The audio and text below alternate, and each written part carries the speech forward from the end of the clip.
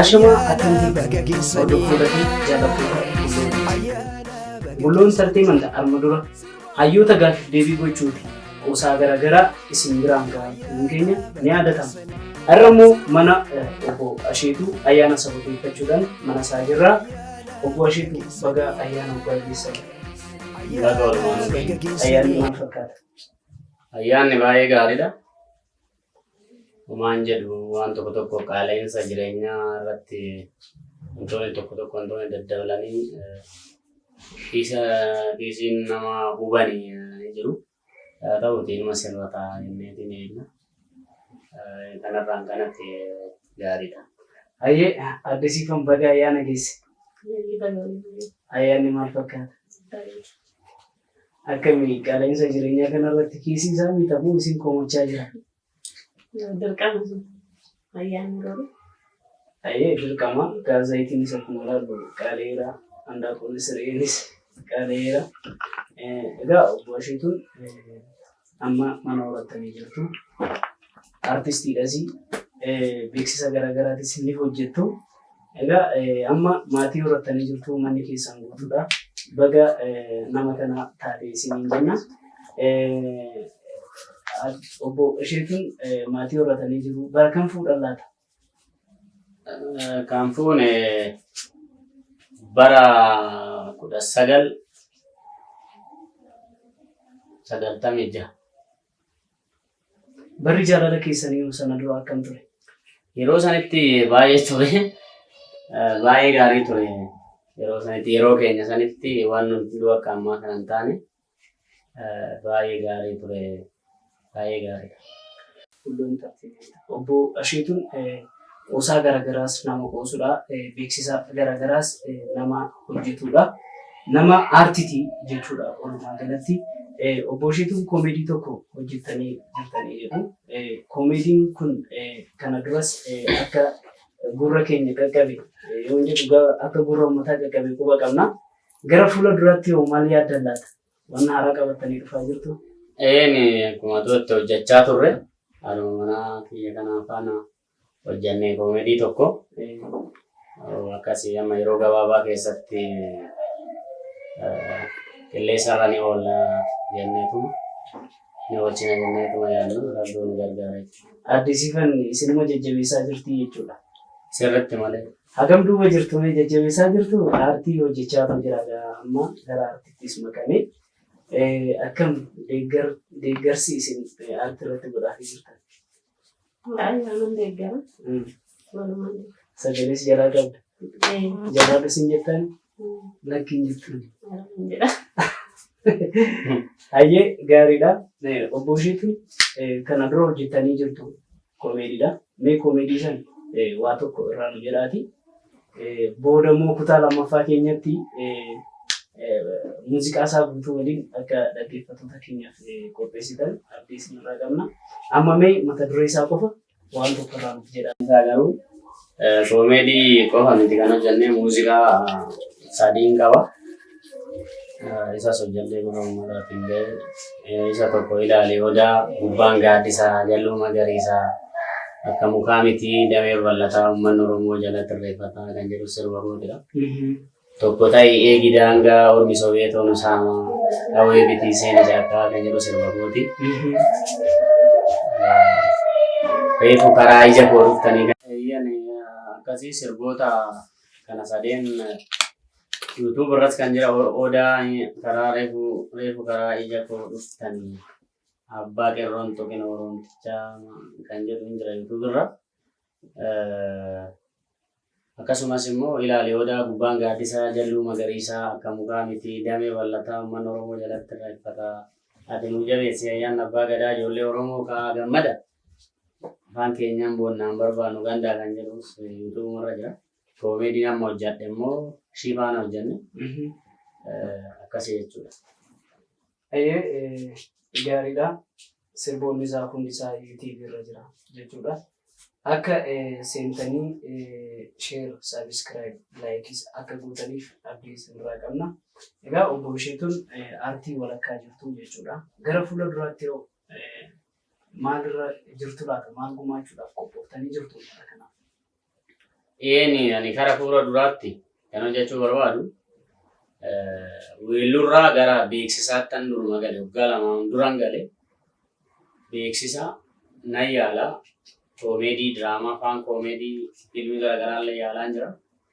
Sirba sagalee hin qabu warri sagalee qabu sirbuu hin danda'u yoo amansiisatumani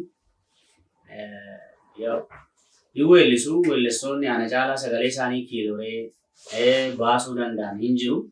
Weelluu san isaan maaliisanii karan nan danda'utti deemee amma koomeedii bifa sagalee fi bifa aartiitiin eegaleetiin jira jechuudha. Yeroo gabaabaatti simbiraan geenya. Ayyee gaariidha. Egaa gaafa hojjetan kana deeggarsuma uummataa yookaan abbootii qabeenyaa keenyatiintu isin duuba jiramoo moo waanuma fedhii qabdaniif humnuma keessanii dhiibaa jirtu laata? Ni sirriidha. Anillee amma danda'amutti namoonni tokko tokko yeroo jalqabaatiif yeroo sirba jalqabaa jiran gargaaranii yeroo ergasii diimaan hojjeta.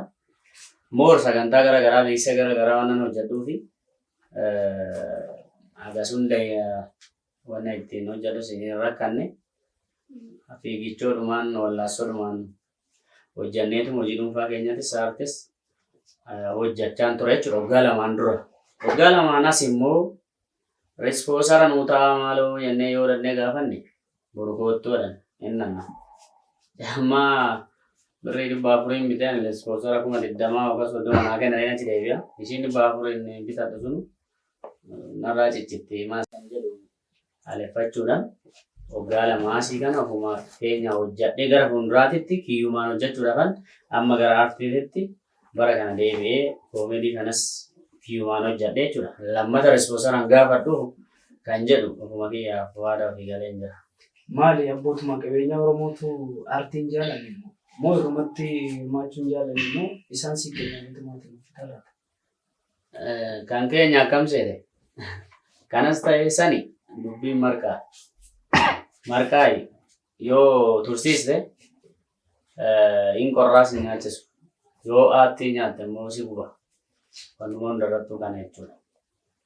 Yaa ta'uti amma maal goona seetee gabaabumatti waan hunda akka hin nyaanne sangaadha marqitee akka hin dhiibne itti carreessitee jedhee Oromoo yeroo mammaaku dhiisuudhaafis rakkannee tabba dhiibnee waan hedduu keessa bahamee hayyoonni meeqa itti dhumamee usmaa yoo muusarraa haga caaluu hundeessatti itti du'amee lafeen itti boba'amee aartiin keenyas namoonni keenya hagas hunda teeshiniin kennanii fi karoormaa jala kaataniitti hordofanii laayikii dhumallee ijoolleen keenya naa tuqaa gaafa sagantaa nu koottaa jedhu.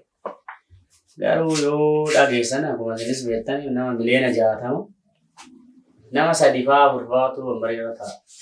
Kun very shame. Warra hojjetutu istaandardii isaa eegee uummatatti hin dhiyeessine moo uummatatu immoo aartii Oromoon hordofna kan jedhu suni anaaf gaafedha. Yaa ta'uti garuu amma akka durii miti. Amma akka duriitii miti. Kuwee jenereeshiniin hamma ta'e fooyya'aa dhufeera. Namoonni keenya abbaan qabeenyaa hunda miti laala tokko tokko. Tuuni shuma kaaninuu maxxeedha maaliyyoodhaatti kaan immoo warra kaawaa dhufe jiraataadha jetti. Kan hin beekne jechuudha. Ofiisii teechaa akka dhufte kan hin beekne maxxee siin jetti. Warra kaawwateen immoo jiraataadha jetti. Gaafa warri isaanii qopheessu inni kan maxxee jecha isaan immoo ni deeggara. Deeggaree rispoosaras ta'e maalii ni hordofa jechuudha. Gaafa sagantaa isaas ol caccabsee hafa. Nama keenya dhiifama naa godhiiti. Baay'ee rakkisaadha. Maaliif rakkisaadha jette? Jettee waan gaafatte ani kun namarraa ka'ee yoo sitti hime waliin deeggarru tokkummaadha waan goonu tokkummoonneen goonu yoo tokko kaan jedhe tokko kana jedha. Yoo tokko ol jedhe tokkummaa keenya cimsine tokko taanee lagaan osoo waliin qoodiin gandaan osoo waliin goonne aartii keenya jabeeffannee tokkummaa keenya cimsine uummata keenyaaf hojjannoo ta'e akkuma kan ormaa san galma hin geenye. Yoo tokko irratti hojjetu tokko kaan kuffisu tokko nama biraa eenyu jechuun gabaabumatti maal jechuun barbaade abbootiin qabeenyaa keenyas aartii keenya akka deeggartan Warra aartii hojjettanis istaandardii sagalee dandeettii kee dallaga sin jeesifne qabattee uummatatti sin bahin. Isaa sammaree safaraa keessatti sirbamu mattee meeshaa istaandardii isaan eegnan hojjettee uummatatti baate uummata hin komate. Warri sirriitti immoo dandeettii cimaan hojjetanii sagalee isaa kiiloolee ta'anii abbaan qabeenyaa keenyas immoo hordofaa fi ilaala. Kan keenya kan ormaa ormuma. Guyyaa tokko numata waliif nulmata. Warri akkuma isinii kaasee akkas maxxeedhaa maaloo jetta san Oromoon maxxee hin qabu hunduu lafa isaarra jiraata.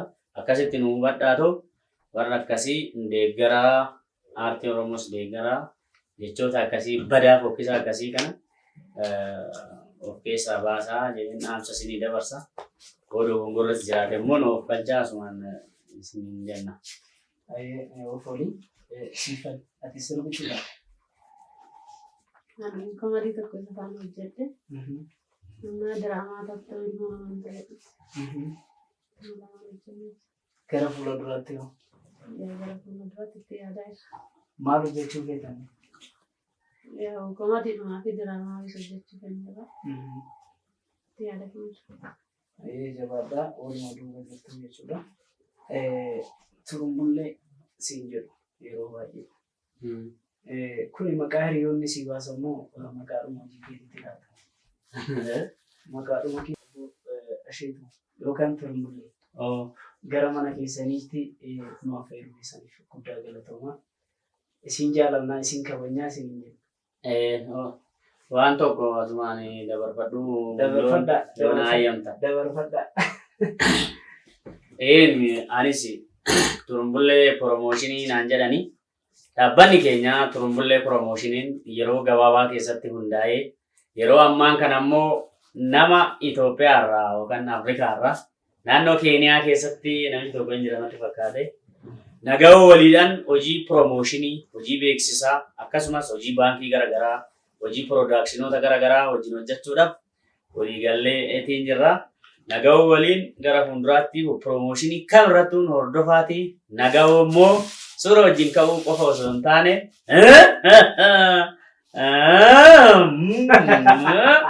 kan jettuudhaan isaa hordofnu duukaa kaanu akkuma namoonni kaan isaan nu dorgomsiisan dorgommii keenya gara qabeenyatiinis dorgomsiisnetti nama biraatirra caalchisuu barbaanna isiniin jenna. Nama kana akka nu deeggartan dhaabbanni keenya dhaabbanni turumbullee promooshinii isin beeksisa.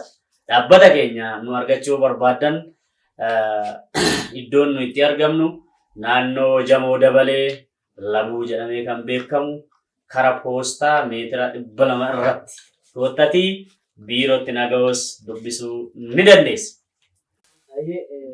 Nagahoo dubbisiif kennateera. Itti dabarsi. Ni waa jedhi.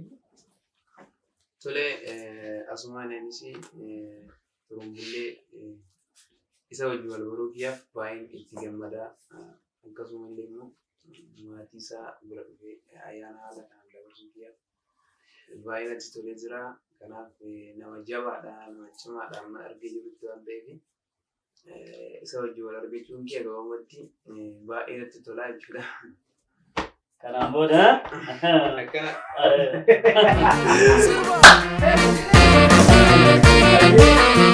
ayyaana baga geessanii ayyaana baga geessanii